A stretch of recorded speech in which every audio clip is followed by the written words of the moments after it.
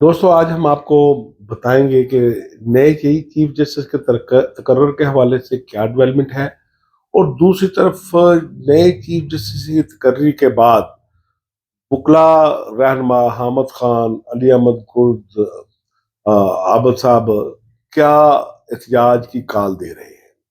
देखना हमने ये है, जायजा लेना है कि क्या नए चीफ जस्टिस की तकर्री के बाद वकला की एहतजाजी तहरीक शुरू होगी, कौन उसका हिस्सा बन सकता है, उसकी कामयाबी के कितने इम्कान हैं। क्योंकि मैं खुद एक एक्टिविस्ट हूँ और गुज़श्ता तमाम तहरीकों में सुप्रीम कोर्ट बार और पाकिस्तान बार का हिस्सा रहा हूँ।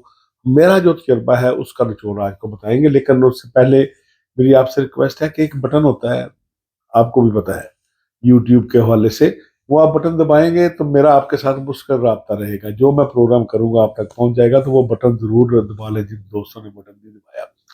अच्छा दोस्तों, अब ये प्रोग्राम चलने तक मुख्तलिफ मराहल हैं।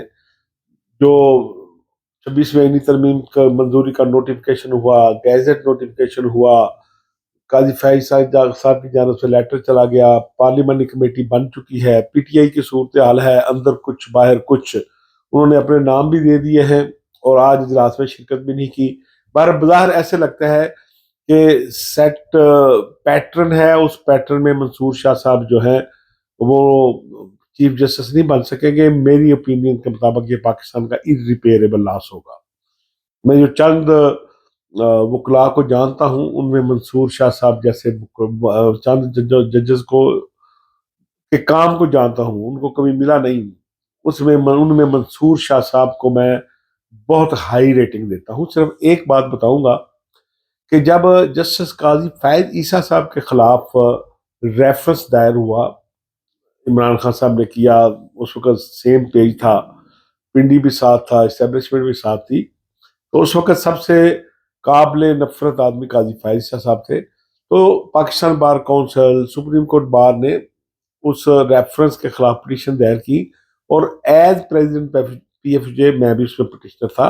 जो हमारी मीटिंग हुई थी उसमें हामिद खान साहब भी थे, अली अहमद कुर्द साहब भी थे, जस्टिस रशीद रिजवी साहब थे, काफी दोस्त थे।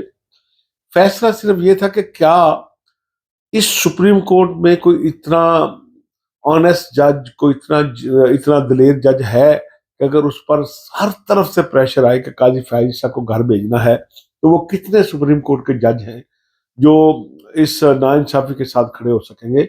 तो तमाम वकला रहनुमाओं की राय थी कि सिर्फ दो इंडिपेंडेंट जज हैं उस पूरे बेंच में जो ना झुकेंगे ना ब्राइब में आएंगे, और उसमें मंसूर शाह साहब नंबर वन था। ये मैंने कहा सिर्फ आपको रिकॉर्ड बता सकता। बहरहाल अब यह है कि ये तकरीबन तय हो चुका है कि पार्लियामानी कमेटी में जितने लोग भी हैं, अब तक तमाम पार्टियों ने वहां नुमाइंदगी दे दी है। अच्छा हुआ पीटीआई ने नुमाइंदगी दे दी है, लेकिन उस प्रोसेस का हिस्सा नहीं बन रहे क्योंकि बाहर से प्रेशर ज्यादा है। मोस्टली लोग ये कह रहे हैं कि भाई जो जितनी पीटीआई है ये अब फ्रेंडली अपोजिशन बनी हुई है, ये सहूलतकार है। अब ये पता नहीं लग रहा कि ये सहूलतकार इमरान खान साहब की सहूलतकार के लिए सब कुछ कर रहे हैं, फ्रेंडली अपोजिशन का रोल प्ले कर रहे हैं, या अपोजिशन का दबाव इन पर इस्टेब्लिशमेंट का दबाव इतना आ गया है कि ये फ्रेंडली अपोजिशन का रोल प्ले कर रहे हैं। बहरहाल ये फ्रेंडली अपोजिशन का रोल क्यों हो रहा है, ये आप लोगों को अपने जेहन में रखना चाहिए और जो जो मूवमेंट हो उस पर ध्यान रखना चाहिए। तो बहरहाल लगता यह है कि अगले 24 घंटों के दौरान यही अफरीदी साहब जो है उनका नोटिफिकेशन हो जाएगा। और बहुत से लोगों का ख्याल है कि अगर उन्होंने ये चीफ जस्टिस बनना पसंद ना किया तो फिर क्या होगा। मेरा ख्याल है कि गली मोहल्ले की जो छोटी छोटी तंजीमें भी होती हैं, वो कोई इस तरह की बड़ा काम करने से पहले डायरेक्ट इनडायरेक्ट को ऐसा राब्ता कर लेती है कि उन्हें पता चल जाता है कि जिस आदमी को पेशकश कर रहे हैं वो कबूल करेगा कि नहीं। तो मेरा ख्याल है कि ये अरेंजमेंट हो चुके होंगे, मेरा ख्याल है। बाकी 2 दिन बाद पता चल जाएगा। अब आ जाए कि ये मरहला गुजर जाएगा, चीफ जस्टिस बन जाएंगे। बहरहाल ये तय है कि मंसूर अली शाह साहब चीफ जस्टिस नहीं होंगे और पीटीआई जो है वो नाम भी दे चुकी है, बाहर भी आ चुकी है। वो वकला जो गुज़श्ता जो जितना पीटीआई पे ये बुरा वक्त गुजर रहा है वो पीटीआई के साथ खड़े थे, इमरान खान के साथ खड़े थे, वो सब एहतजाजी तहरीक में जाना चाहते हैं। उन्हें अंदाजा है کہ جسٹس منصور شاہ صاحب کو صرف سزا اس لیے دی جا رہی ہے، ان کا راستہ اس لیے روکا جا رہا ہے کہ ان کے بارے میں یہ ہے کہ وہ کسی دباؤ کے بغیر عمران خان کے حق میں فیصلے دے سکتے ہیں. ان کے بارے میں یہ رائے ہے کہ وہ آئینی فیصلے کرتے ہوئے کسی بھی طاقت کا دباؤ قبول نہیں کریں گے، تو اس لیے ان کا راستہ ہٹایا جا رہا ہے. تو اب وہ وکلا جو اس مشکل حالات میں پی ٹی اے کے ساتھ کھڑے، خان صاحب کے ساتھ کھڑے رہے، ان میں نمبر 1 جو ہے حامد خان صاحب ہے، جو ہر برے اچھے وقت کے ساتھی ہیں خان صاحب کے. وہ سینئر نائب صدر بھی تھے پی ٹی آئی کے، لیکن کبھی انہیں خان صاحب ان کرتے ہیں، کبھی آؤٹ کرتے ہیں، کیونکہ وہ بیک چینل ڈپلومیسی پہ یقین نہیں رکھتا احمد خان. جب خان صاحب کے مذاکرات کو شروع ہو رہے ہوتے ہیں اسٹیبلشمنٹ کے ساتھ، اس وقت خان صاحب پیچھے چلے جاتے ہیں. جب اسٹیبلشمنٹ کی بات سننی ہوتی ہے، اس وقت احمد خان صاحب بڑی امپورٹنس اختیار کر لیتے ہیں، اور آج کل ان کی بڑی امپورٹنس ہے. اسی طرح علی احمد کرد جو ہے وکلا تحریک کے حوالے سے ایک بڑا نام ہے. جسٹس فہد چودھری کے حوالے سے تحریک ہو یا کوئی بھی آئین کے حوالے کی بالادستی کی تحریک ہو، تو علی احمد کرد جو ہے وہ اس میں ہمیشہ سرفہرست ہوتے ہیں. انہوں نے، اور اسی طرح عابد زبیری صاحب نے مل کر ایک سٹیٹمنٹ دی ہے، اور انہوں نے کہا ہے کہ ہم اس 26ویں آئینی ترمیم کی اینٹ سے اینٹ بجا کر رکھیں. اب دیکھنا یہ ہے کہ کل تو اس کا نوٹیفکیشن ہو جائے گا، ظاہر ہے 2 دن سے قبل 25 کو نئے چیف جسٹس کا حلف ہونا ہے، اور انہوں نے بیٹھنا ہے جا کے سپریم کورٹ میں. تو اس کے بعد صورتحال کیا ہوگی؟ جو میرا ذاتی تجربہ ہے کہ پاکستان میں لائر موومنٹ یعنی وکلا کی کوئی تحریک ہو، جب تک بینچ اور بار سیم پیج پر نہ ہو تو وہ تحریک چل ہی نہیں سکتی. یہی آپ نے دیکھا ہوگا کہ عمران خان صاحب نے گزشتہ 2-3 سال میں، جب سے 10 اکتوبر کے بعد، بلکہ اس سے پہلے بھی، جب بھی کوشش کی کہ وکلا سڑکوں میں نکلیں، وکلا کے کنونشن ہوئے، پاکستان میں انتخابات کا معاملہ تھا، وہ نہیں معاملہ تھا، سپریم کورٹ کا حکم تھا الیکشن کرایا جائے، نہیں ہو رہا تھا، اس وقت بھی کوشش کی گئی کہ کوئی لائر موومنٹ بن جائے، لیکن نہیں بن سکی. کیونکہ بار اور بینچ کا مطلب یہ ہے کہ جب 5 ہائی کورٹ کے چیف جسٹس صاحبان اور سپریم کورٹ کے چیف جسٹس صاحب سیم پیج پر ہوں تو پھر وکلا تحریک چلتی ہے. کیوں کہ بڑے بڑے جو وکلا ہیں انہیں کروڑوں روپے کی فیس اس لیے دیتے ہیں لوگ، وہ قابلیت بھی ہوگی، لیکن انہیں پتا ہوتا ہے کہ ان کی شناسائی ہے ان ججز صاحبان کے ساتھ، آنکھوں میں شرم حیا کا ایک رشتہ ہے. اور جب وہ اس تحریک میں ساتھ ہوں، اس میں ظاہر ججز کا مفاد بھی ہوتا ہے، لا کا بھی بات ہوگی، تو پھر ججز انہیں آؤٹ آف وے جا کے کچھ نہ کچھ سپورٹ بھی کرتے ہیں.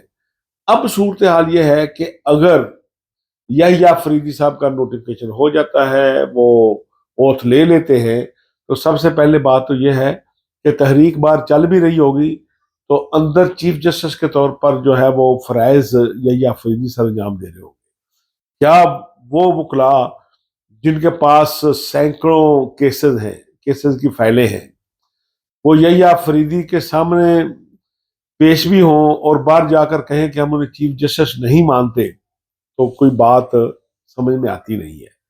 وہ ایک تھا جس سے ڈوگر صاحب کے دور میں کچھ ہوا، لیکن اس وقت یہ تھا کہ P if you J, civil society, 2 بڑی پولیٹیکل پارٹی، سب لوگ سیم پیج پر تھے، اور پہلا تجربہ تھا اس وقت، ابھی اس کا توڑ کوئی نہیں نکلا تھا. لیکن اب اسی طرح اسلام آباد ہائی کورٹ کے کیا چیف جسٹس جو ہیں وہ اس کو سپورٹ کریں گے اگر کوئی موومنٹ چلتی ہے، اور باقی چاروں صوبوں کی کیا صورتحال ہوگی.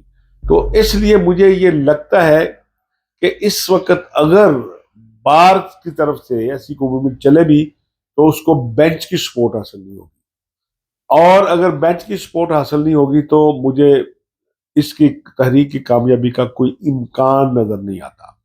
دوسری طرف آ جائیں کہ احتجاجی تحریک میں سول سوسائٹی موومنٹ اور آرگنائزیشن جو ہیں وہ بیسیکلی بنیادی رول پلے کرتی ہے. مثلا بار کونسل کوئی پولیٹیکل پارٹی نہیں ہے، پی ایف یو جے کوئی پولیٹیکل پارٹی نہیں ہے، human rights commission of Pakistan کوئی پولیٹیکل پارٹی نہیں ہے. بار ہے، اس میں ہر نقطہ نظر کے لوگ ہوتے ہیں. اب دیکھنا یہ ہے کہ پی ٹی آئی کہاں پہ کھڑی ہے.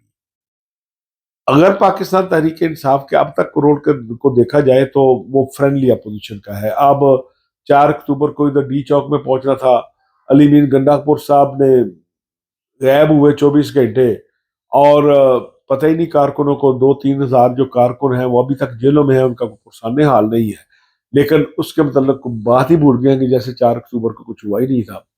15 اکتوبر کو دوبارہ کال دی گئی تھی کہ خان صاحب سے ملاقات کرائیں، یہ آخری تھا مطالبہ، وہ بھی نہیں ہوئی، کال آف بھی ہو گئی۔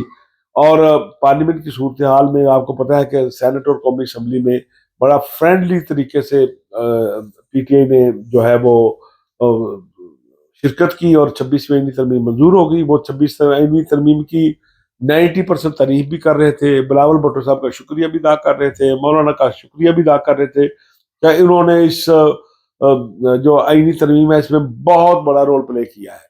اور پھر اینڈ پہ کہتے تھے کہ ہم نے واک آؤٹ بھی کرنا ہے، کوئی رکاوٹ نہیں ڈالی۔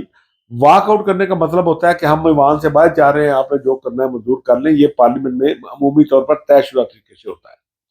تو اب پی ٹی آئی نے جو کمیٹی میں نام بھی دے دیے ہیں، شرکت نے کی، بائیکاٹ کیا ہے، اور بار اب دیکھنا یہ ہے کہ احتجاجی تحریک میں بھی کیا پی ٹی آئی کھلے دل سے جائے گی، اس کو نو اور نیور کی تحریک چلے گی، یا فرینڈلی اپوزیشن کی طرح ادھر مذاکرات بھی جاری ہوں گے، ادھر وکلاء رہنما اور پی ٹی آئی کے جو ڈیڈیکیٹڈ ورکر ہیں، جو ایک مشن کے تحت عمران خان کو سپورٹ کرتے ہیں، جو ایک مشن کے ساتھ پی ٹی آئی کے چلتے ہیں، جو ایک روشنی سمجھ کر عمران خان کے پیچھے چلتے ہیں، دیکھنا یہ ہے کہ کیا ان کارکنوں کی بات مانی جائے گی یا کوئی نیا راستہ تلاش کیا جائے گا۔ یہ تھی اب تک کی تازہ صورتحال۔ دوستو، آپ کے فیڈ بیک کا انتظار رہے گا۔ اجازت دیں، اللہ حافظ۔